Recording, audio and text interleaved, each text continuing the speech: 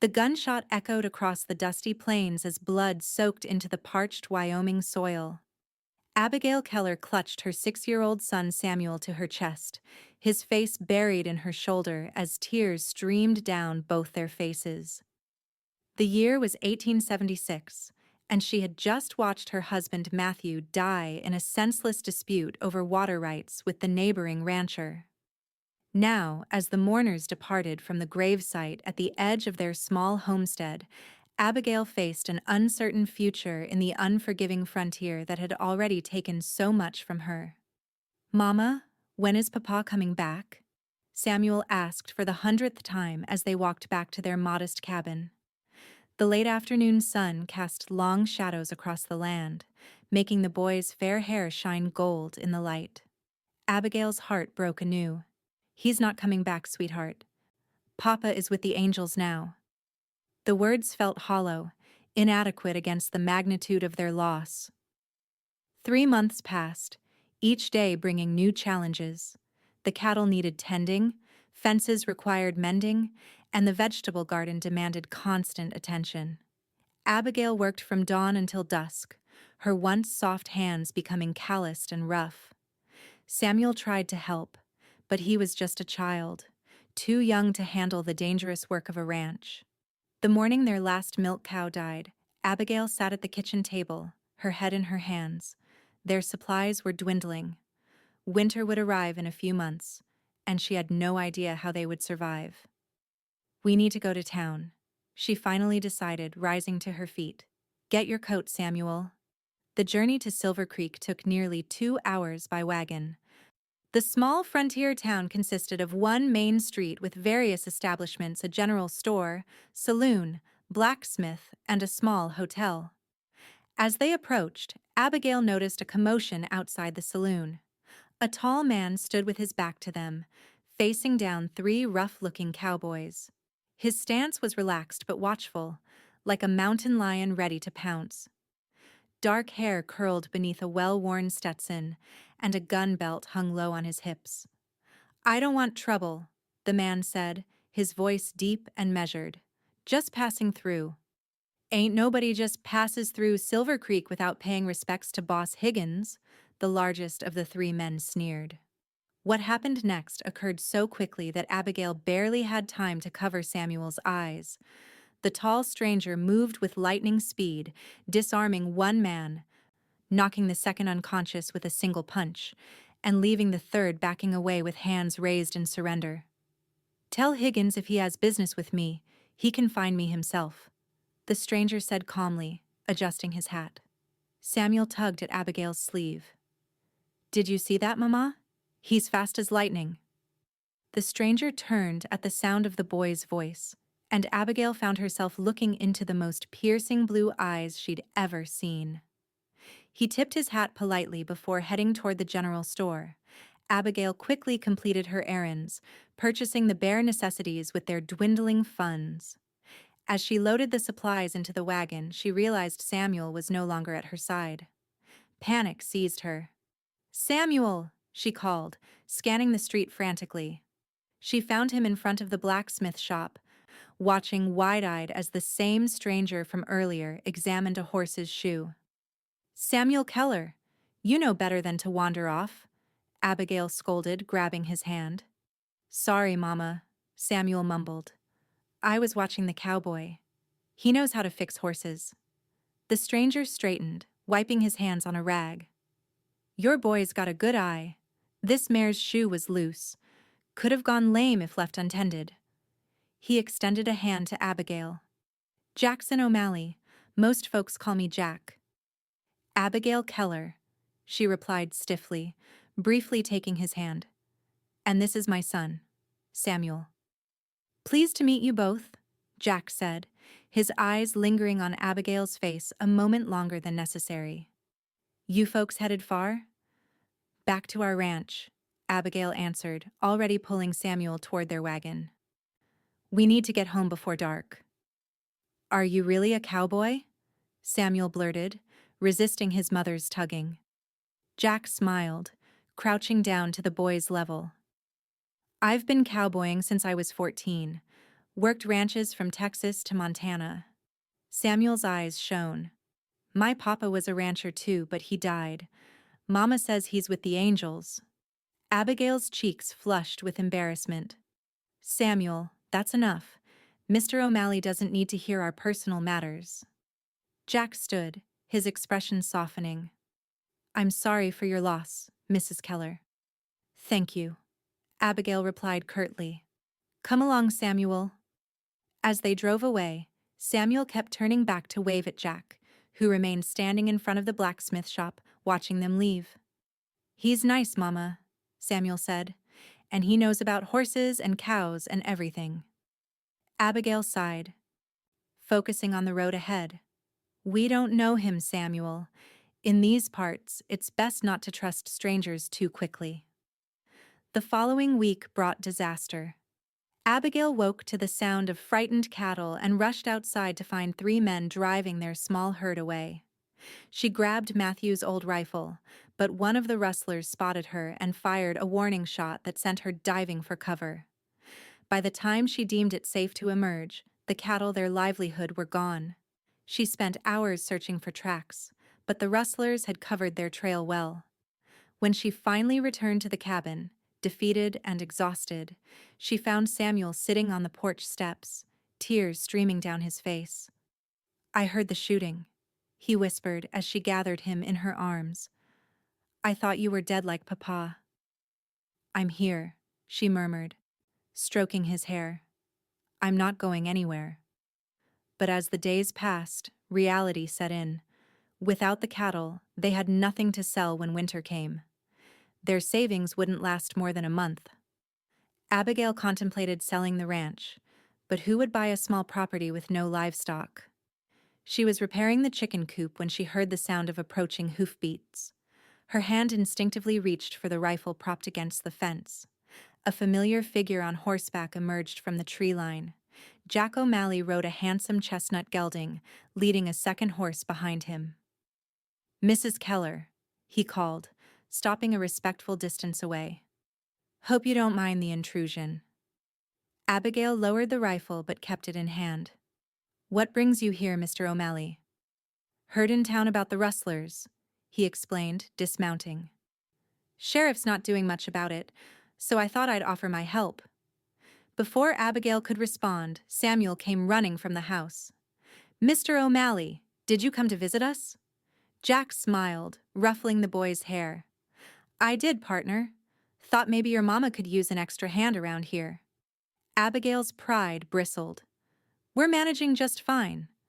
Jack glanced at the half-repaired coop, the untended fields, and the broken fence line visible in the distance. His expression remained neutral, but Abigail felt the weight of his assessment. I'm sure you are, he said carefully. But I'm between jobs at the moment, and I'd be willing to work for room and board until you get back on your feet. We can't afford to pay you, Abigail said bluntly, not asking for pay, just meals and a place to sleep. I can help track down those cattle. Fix what needs fixing. He nodded toward Samuel. Maybe teach the boy a thing or two. Samuel tugged at his mother's skirt. Please, Mama. I want to learn to be a rancher like Papa. Abigail hesitated. Everything inside her screamed caution. Jackson O'Malley was a stranger, possibly dangerous. But he was also right. They needed help, and she was running out of options. There's a small cabin behind the barn, she finally said.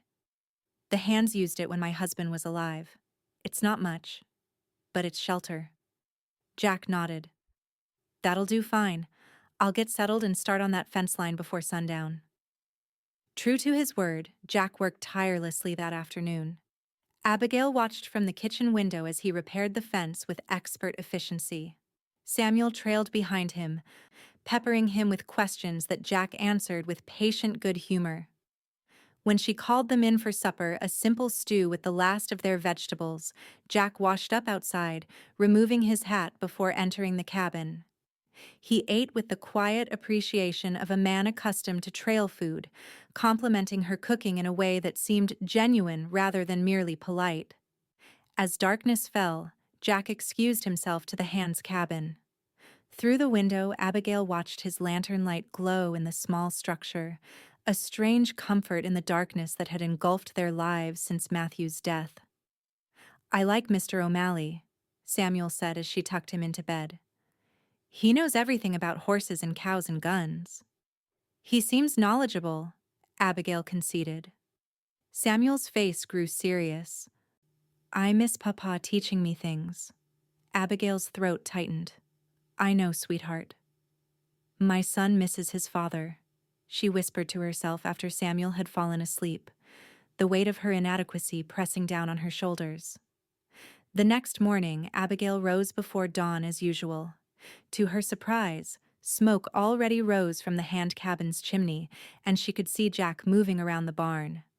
By the time she had breakfast ready, he had already milked their remaining cow and fed the chickens. "Morning," he said, removing his hat as he entered the cabin. "Hope you don't mind. I figured I'd get an early start." "Not at all," Abigail replied, slightly flustered by his efficiency. "Thank you." Over breakfast, Jack outlined his plans. "First thing is securing what livestock you have left. Then I'll see about tracking those rustlers. They can't have gone far with that many cattle." The sheriff said, "With all due respect, Mrs. Keller, the sheriff in these parts isn't known for his enthusiasm or competence." Jack's voice was matter of fact. "I've been following cattle thieves since I was 16. "Why would you do this for us?" Abigail asked directly. "You don't know us." Jack considered her question for a moment. "My pa always said a man's measure is how he treats those who can't repay him." He smiled slightly. "Besides, I've been drifting too long. Might be nice to stay in one place for a while." Over the next few days, Jack proved his worth many times over. He repaired broken equipment, reinforced the chicken coop against predators, and began teaching Samuel basic ranch skills appropriate for his age. "Hold the reins like this," Jack instructed, guiding Samuel's small hands on the leather straps. They sat together on Jack's gelding, the horse standing patiently in the corral. Firm but gentle. Horses can feel every movement. Abigail watched from the porch, a mixture of emotions swirling within her. Samuel's face glowed with pride and concentration, looking more animated than he had in months. The sight brought both joy and a sharp pang of grief. Matthew should be the one teaching their son these things. After a week, Jack announced he'd found a trail. "Those rustlers made a mistake. They crossed Willow Creek where the bank's soft. Left clear tracks heading north, probably to that abandoned mine property in the foothills." "Should we inform the sheriff?" Abigail asked. Jack shook his head. "By the time we convinced him to ride out there, they'd be long gone. I'll go tomorrow, see what I can find." "Alone? That's too dangerous." "I've faced worse odds." Abigail's concern must have shown on her face because Jack added gently, "I'll be careful, Mrs. Keller. I don't take unnecessary risks." The next morning, Jack left at first light, promising Samuel he'd return by sundown. The day stretched endlessly as Abigail tried to distract herself and Samuel with chores. As the sun began to set with no sign of Jack, worry gnawed at her. "Where's Mr. O'Malley?" Samuel asked repeatedly. "He promised he'd be back." "I'm sure he's fine," Abigail assured him, wishing she felt as confident as she sounded. "Sometimes things take longer than expected." She had just put Samuel to bed when she heard hoofbeats approaching. Relief flooded her as she rushed outside to see Jack riding in, leading several cattle behind him. His shirt was torn, and a dark bruise was forming on his jaw, but he was smiling triumphantly. "Found them," he called. "Only managed to recover 8 head, but it's a start." "You're hurt," Abigail said, hurrying to help him dismount. "It's nothing, just a disagreement with one of the rustlers." Jack winced slightly as he swung down from the saddle. "The rest scattered when I showed up. Left most of the cattle behind." In the lamplight of the kitchen, Abigail cleaned the cut on Jack's jaw, her fingers gentle against his skin. He sat perfectly still, his eyes watching her with an intensity that made her pulse quicken. Thank you, she said softly. You didn't have to do this. Wanted to, he replied, his voice equally quiet. Their eyes met, and something unspoken passed between them. Abigail stepped back quickly, suddenly aware of how close they were. Samuel will be thrilled in the morning, she said, busying herself with putting away the medical supplies. He was worried about you. Jack smiled. He's a good boy. Smart, too. Reminds me of myself at that age, always asking questions. He's never had much of a chance to learn ranch work, Abigail admitted. Matthew was always going to teach him when he was older, but she trailed off, the familiar grief rising in her throat. Your husband must have been a good man, Jack said gently. Abigail nodded. He was. We came out here from Pennsylvania 5 years ago. He had dreams of building something lasting. She looked around the modest cabin. It wasn't what we imagined, but it was becoming home. It still can be, Jack said. This land has potential. Good water, decent grazing. With some work, it could be prosperous again. His words kindled a small flame of hope that Abigail had thought extinguished. Perhaps. The following weeks established a routine. Each morning, Jack would be up before dawn, tending to the essential chores. After breakfast, he'd work on various repairs while including Samuel whenever possible, teaching him age-appropriate skills. See how the wood grain runs? Jack explained as they split kindling together. Always cut with the grain, not against it. Makes the work easier. Samuel nodded seriously, absorbing every word. Papa used to say work smart before you work hard. Your papa was right, Jack agreed. That's good wisdom. Abigail observed these moments with mixed emotions. Gratitude for Jack's patience and kindness toward her son warred with the bittersweet knowledge that these were lessons Matthew should have taught. One evening, as they sat on the porch after Samuel had gone to bed, Abigail finally voiced her thoughts. My son misses his father, she said quietly, staring out at the star-filled sky. Every day I see it in his eyes when he watches you. Jack was silent for a long moment. I lost my pa when I was 12, he finally said. Fell from a horse, broke his neck. Nothing dramatic, just a simple accident. One day he was there, the next gone. I'm sorry, Abigail murmured. I had an uncle who stepped in, Jack continued. Taught me ranching, riding, shooting. He wasn't my pa, but he showed me how to be a man all the same. He turned to look at her, his expression earnest in the moonlight. I'm not trying to replace Samuel's father, Abigail. No one could. But if I can teach him some of what he would have learned from his pa, I'd consider it an honor. The use of her first name didn't escape Abigail's notice, but it felt right somehow, sitting there in the peaceful night. Then I'll teach him how to be one, she whispered, repeating the words he'd spoken to Samuel days earlier when the boy had expressed missing his father's lessons. Jack nodded, understanding in his eyes. Every boy needs to learn, and every man needs to teach. It's how the world keeps turning. The autumn days grew shorter, and Jack continued to recover more of their scattered cattle. He tracked them to various locations where the rustlers had attempted to sell them, sometimes coming home with fresh bruises, but always with more of their livestock. One afternoon, Abigail was hanging laundry when the sheriff's deputy rode up to the ranch. Mrs. Keller, he called, tipping his hat.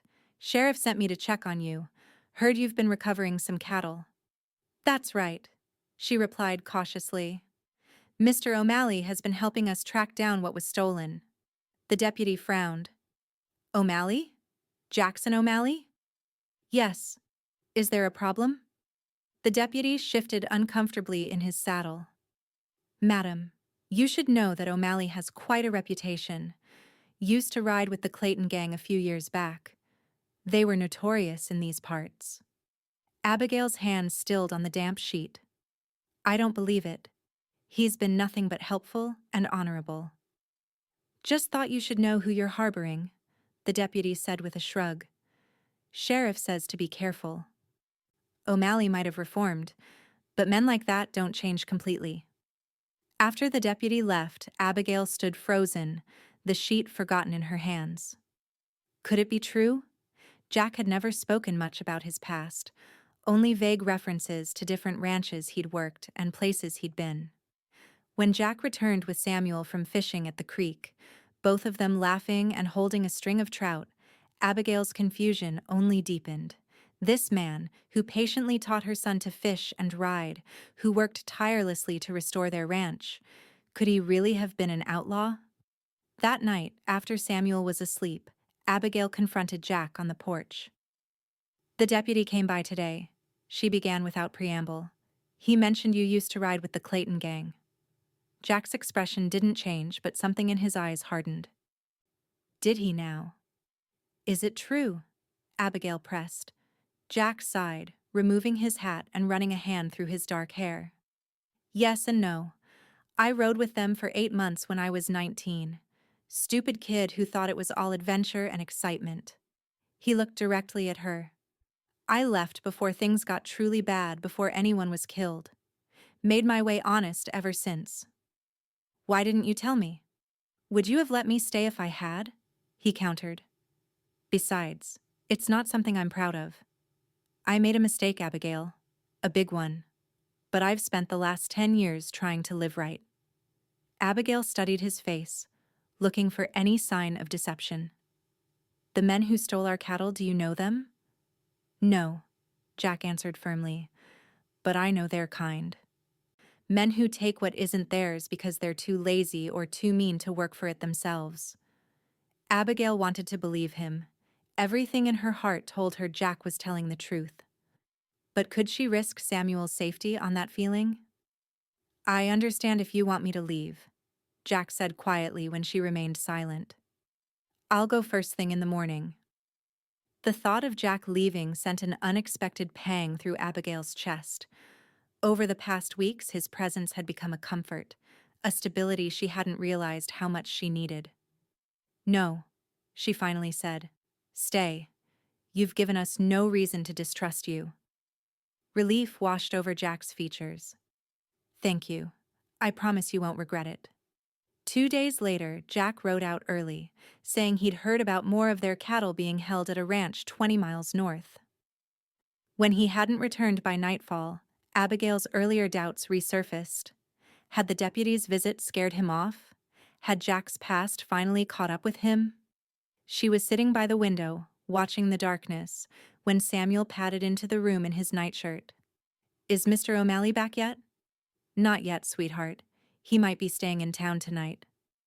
Abigail forced a reassuring smile. Back to bed now. What if something bad happened to him like with Papa?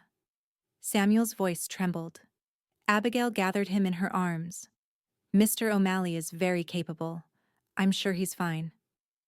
But as the night wore on with no sign of Jack, her own worries grew.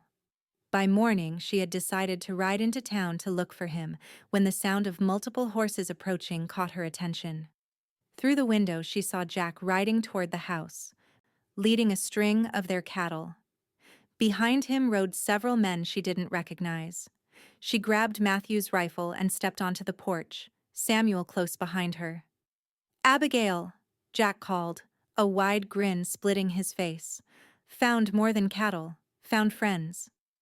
As the group drew closer, Abigail recognized the town blacksmith and several ranchers from neighboring properties. Mrs. Keller, the blacksmith greeted her, tipping his hat. O'Malley here came through town gathering a posse, said it was time we put an end to these rustlers for good. We tracked them to Higgins's North Range, one of the ranchers added. Caught them red-handed with your brand and mine mixed together. Sheriff's got them locked up now. Higgins? Abigail asked in surprise, remembering the name from the confrontation she'd witnessed in town her first day meeting Jack. Turns out he's been behind the rustling all along, Jack explained, dismounting. Using hired guns to do his dirty work while he pretended to be a respectable businessman. He stepped closer to Abigail, lowering his voice. I'm sorry I worried you. Things happened fast once we found proof. The relief that flooded through her was overwhelming, not just for the recovered cattle or the captured rustlers, but for the confirmation that Jack was exactly who he claimed to be, a man trying to do right. As the other men departed, promising to return with more of the scattered cattle in the coming days, Samuel rushed to Jack's side. "Did you catch all the bad guys?" he asked excitedly. Jack chuckled, lifting the boy onto his shoulders. "We sure did, partner. Your cattle are coming home."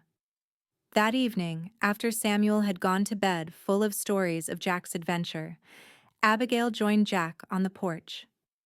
The autumn air carried a chill, and she wrapped her shawl tighter around her shoulders. "I owe you an apology," she said softly. "I doubted you when the deputy came." Jack shook his head. "You had every right to be cautious. You're protecting your son and your home. Still, after everything you've done for us..." Abigail's voice caught. "Jack, I don't know how we can ever repay you." "I'm not looking for payment," he replied, his eyes meeting hers in the lantern light. "Being here, working this land with you and Samuel, it's given me something I've been missing. Purpose. Belonging." The intensity in his gaze made Abigail's heart beat faster. In that moment, she realized how much Jack had come to mean to her, not just as a ranch hand or a teacher for Samuel, but as a man. "Winter's coming," she said, changing the subject to safer ground. "The pass to town often gets blocked with snow." "All the more reason to make sure we're well prepared," Jack replied, following her lead. "I noticed the north wall of the barn needs reinforcing before the heavy snows hit." "We," Abigail thought, not missing his choice of words. Jack was planning to stay through winter, perhaps longer. The thought brought a warmth that had nothing to do with her shawl. The following weeks were a flurry of activity as they prepared for winter. Jack and several neighboring ranchers helped round up the last of Abigail's scattered cattle, bringing her herd back to nearly its original size. The barn was repaired, firewood stacked high, and the root cellar filled with preserved vegetables from their late garden harvest. Through it all, Samuel thrived under Jack's gentle guidance. The boy learned to properly groom the horses, help with basic blacksmithing repairs, and even improved his reading by studying old animal husbandry books Jack found in town. "Look, Mama," Samuel exclaimed one evening, proudly showing her a small wooden horse Jack had taught him to carve. "Mr. O'Malley says I have natural talent." "It's beautiful," Abigail said sincerely, examining the rough but recognizable figure. "Papa would like it, wouldn't he?" Samuel asked, a shadow crossing his face. Abigail pulled him close. "He would love it, and he would be so proud of you." Later, she found Jack in the barn, oiling saddles by lantern light. "Thank you for teaching Samuel to carve," she said. "It means more than you know." Jack smiled. "He's got good hands and a quick mind. Reminds me of..." He trailed off, a distant look in his eyes. "Of yourself at that age?" Abigail guessed. "No," Jack said quietly. "Of my younger brother. He had that same curiosity, same way of looking at the world." "I didn't know you had a brother." Jack's hand stilled on the leather. "Had. He died of fever when he was 9. I was 17, away working a cattle drive." His voice grew tight. "Never got to say goodbye." Without thinking, Abigail placed her hand over his. "I'm sorry, Jack." He turned his palm up, their fingers intertwining. "It was a long time ago." His thumb brushed over her knuckles, sending warmth spiraling through her. "But it taught me that family is precious. Time with those you care about is never guaranteed." They stood there, connected by their joined hands, neither speaking nor needing to. Something was shifting between them, a slow, steady change like the turning of seasons. The first snowfall came in early December, blanketing the ranch in pristine white. Samuel woke Abigail at dawn, his face pressed to the frosted window in wonder. "Can we go outside? Please, Mama?" After breakfast, they bundled up in warm clothes and ventured into the transformed landscape. Jack had already cleared paths to the barn and was shoveling the area in front of the chicken coop when they emerged. Samuel immediately began gathering snow for a snowball, his face alight with childish joy. When he launched it at Jack, missing by several feet, Jack responded with a carefully aimed throw that exploded in a puff of white against Samuel's coat. What followed was a spirited snowball fight, with Abigail eventually joining in, her cheeks flushed with cold and laughter. When a well-placed throw from Jack caught her square in the shoulder, she retaliated by scooping up a handful of snow and chasing him around the yard. "Surrender!" she demanded, finally cornering him against the barn wall. Jack raised his hands in mock defeat, his blue eyes dancing with mischief. "Never!"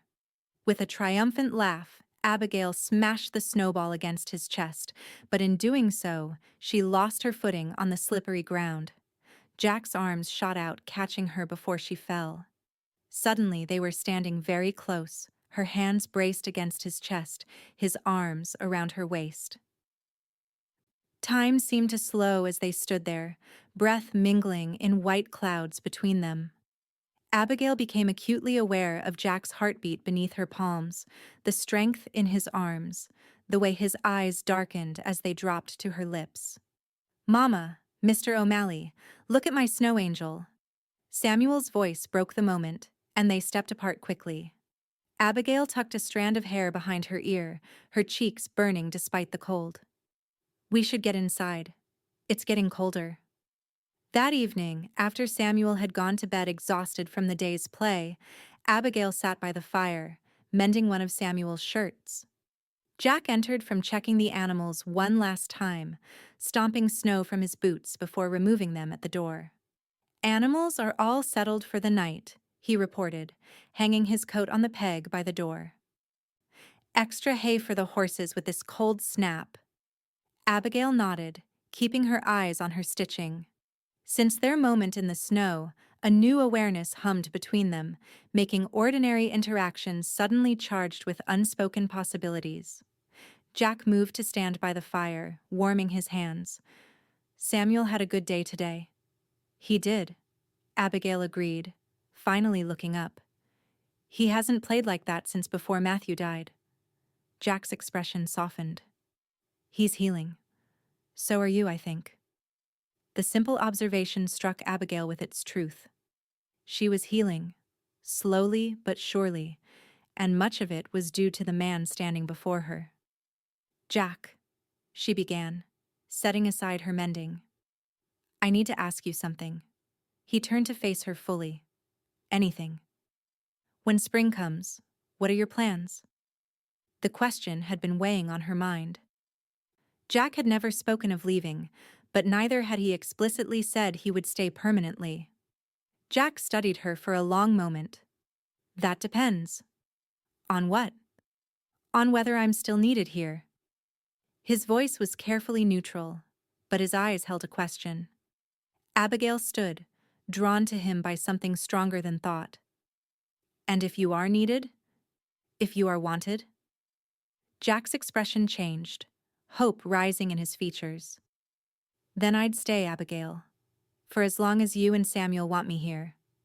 The distance between them disappeared as Abigail stepped closer. "Samuel isn't the only one who would miss you if you left." Jack's hand rose to cup her cheek, his touch gentle as if she might shatter. "I've been a drifter most of my life, never stayed anywhere long enough to put down roots. But here, with you and Samuel." He paused, searching for words. "This feels like home." The simple honesty in his voice broke through Abigail's last reservations. When his lips met hers, tentative and questioning, she answered by sliding her arms around his neck, drawing him closer. The kiss deepened, years of loneliness dissolving in the warmth they created together. When they finally parted, Jack rested his forehead against hers. "I'm falling in love with you, Abigail Keller," he whispered. "Have been since I first saw you in town with your chin up and your eyes full of determination." Abigail's heart soared at his words. "I never expected to find love again," she admitted. "After Matthew died, I thought that part of my life was over." "And now?" Jack asked, vulnerability plain in his voice. "Now I find myself falling in love with a cowboy who taught my son to carve horses and me to hope again." Their second kiss held promise, commitment, and the certainty that neither was alone anymore. Winter passed in a blur of quiet moments and growing affection. Jack continued to sleep in the Hands' cabin, both of them agreeing that Samuel needed time to adjust to the changing relationship between them. But during the long winter evenings, after Samuel was asleep, they would sit by the fire, talking, planning, and occasionally stealing kisses that left them both yearning for spring. Jack taught Samuel to track animals in the snow, to read weather patterns in the sky, and to play checkers on a board he carved himself. Abigail watched their bond strengthen, grateful that her son had found a man to look up to, someone to fill the void Matthew's death had left. One snowy evening in February, as a blizzard howled outside, Samuel climbed into Abigail's lap with the wooden horse Jack had helped him carve. "Mama," he said seriously, "I've been thinking about something important." "What is it, sweetheart?" "Mr. O'Malley doesn't have a family, right?" Abigail glanced at Jack, who was whittling by the fire but clearly listening. "That's right. His parents and brother are gone." Samuel nodded, processing this. "And we don't have a papa anymore." Abigail's heart tightened. "No, we don't." "So I was thinking," Samuel continued, his small face scrunched in concentration, "maybe Mr. O'Malley could be our family, and maybe he could be my new papa." The room fell silent except for the crackling fire and the wind outside. Abigail looked at Jack, whose hands had stilled on his carving, his eyes wide with surprise and something that looked like hope. "Samuel," Abigail began carefully, "these things aren't so simple." "Why not?" Samuel interrupted with a child's direct logic. "He already teaches me things like a papa, and he makes you smile, Mama.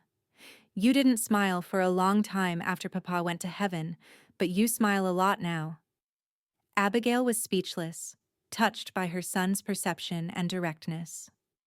Jack set aside his whittling and came to kneel beside them. "Samuel," he said gently, "I'm honored that you would think of me that way. But that's something your mama and I would need to discuss very carefully.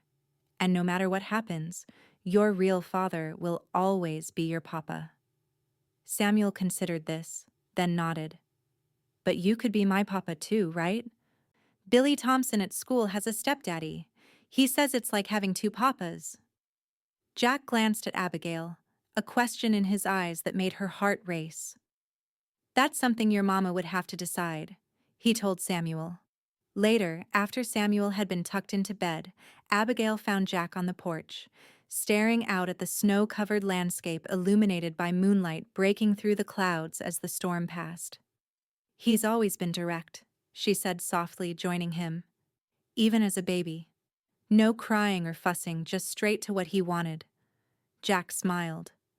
"Good quality in a rancher, knowing your mind clearly." "Jack," Abigail began, gathering her courage. "What Samuel said?"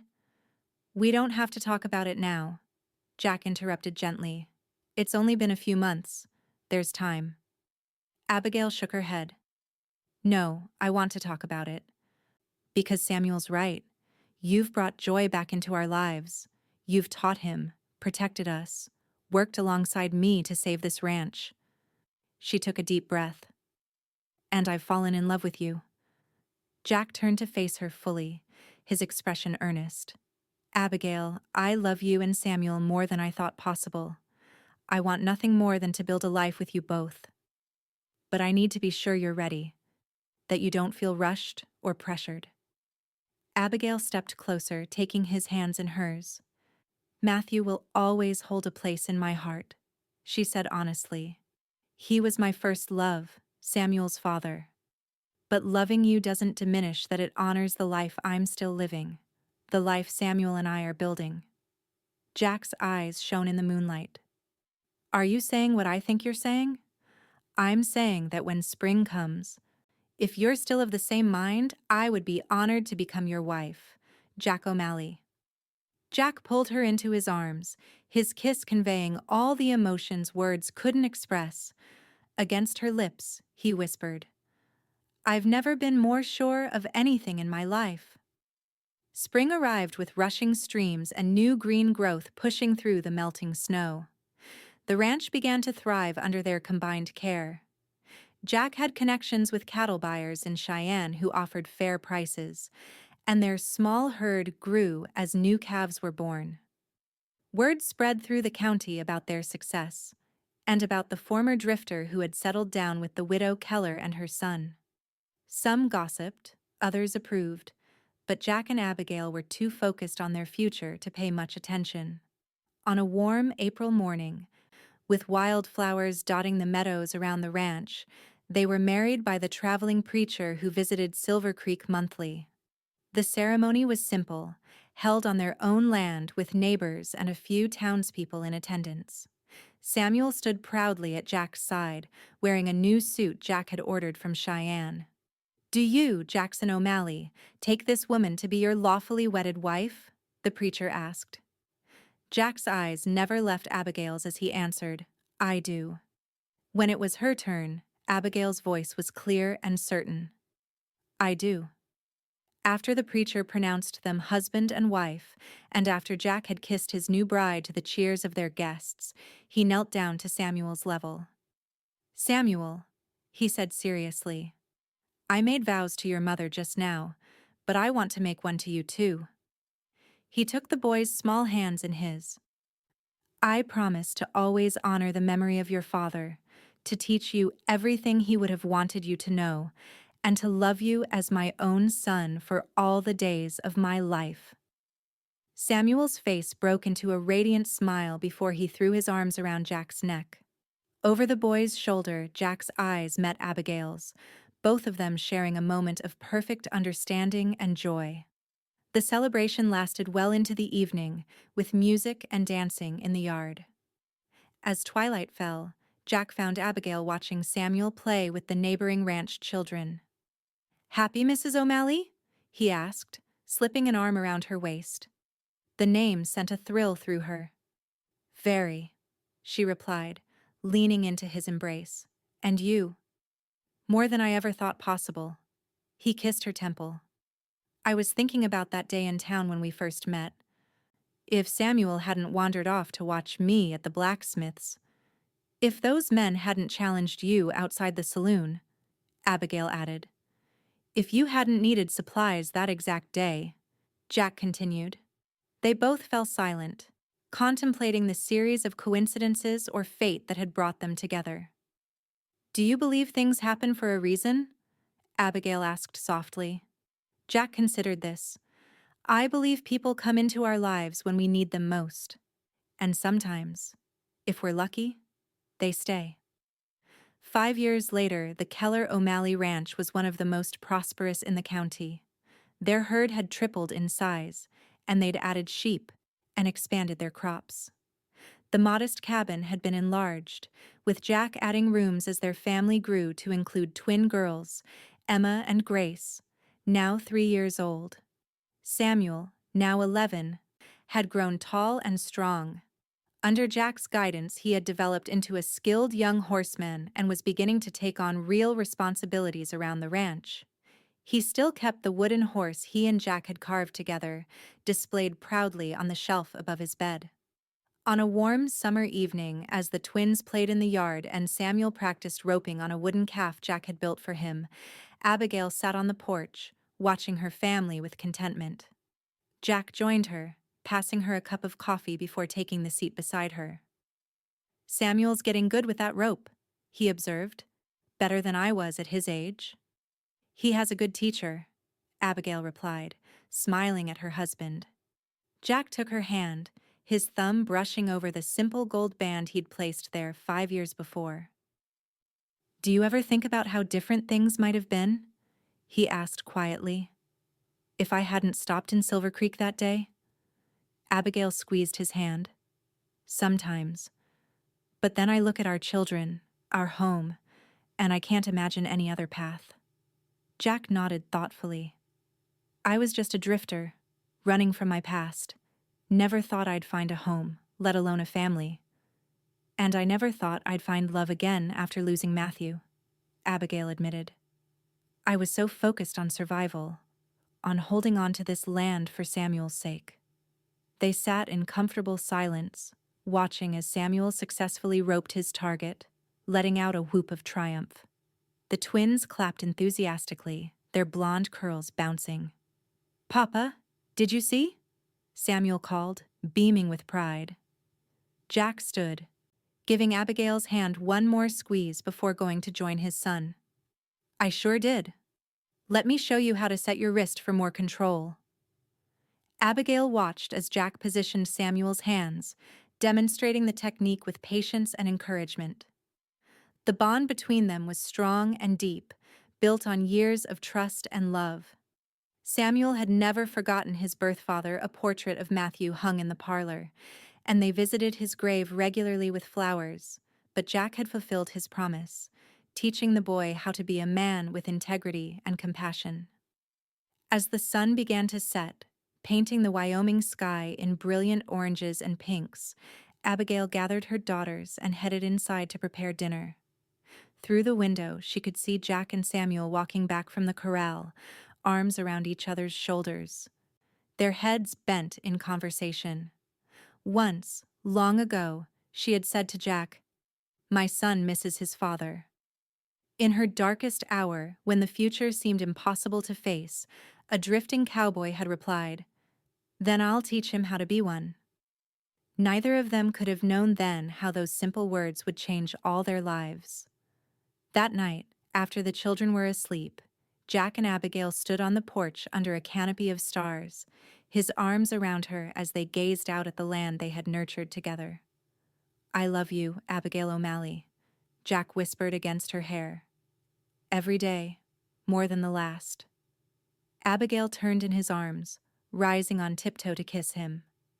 "And I love you, Jackson O'Malley, for giving Samuel a father, for giving me back my heart, and for making this land a true home." As they stood there in the moonlight, the ranch quiet around them, both knew that their journey from grief and loneliness to love and family had been worth every step. What had begun with a chance meeting in a dusty frontier town had blossomed into a life richer and more fulfilling than either had dared to hope for. And as Jack led his wife inside to their warm bed, both carried the knowledge that some of the best stories don't end when the hardships are overcome. They begin there, in the rebuilding, in the second chances, and in the love that heals what once was broken.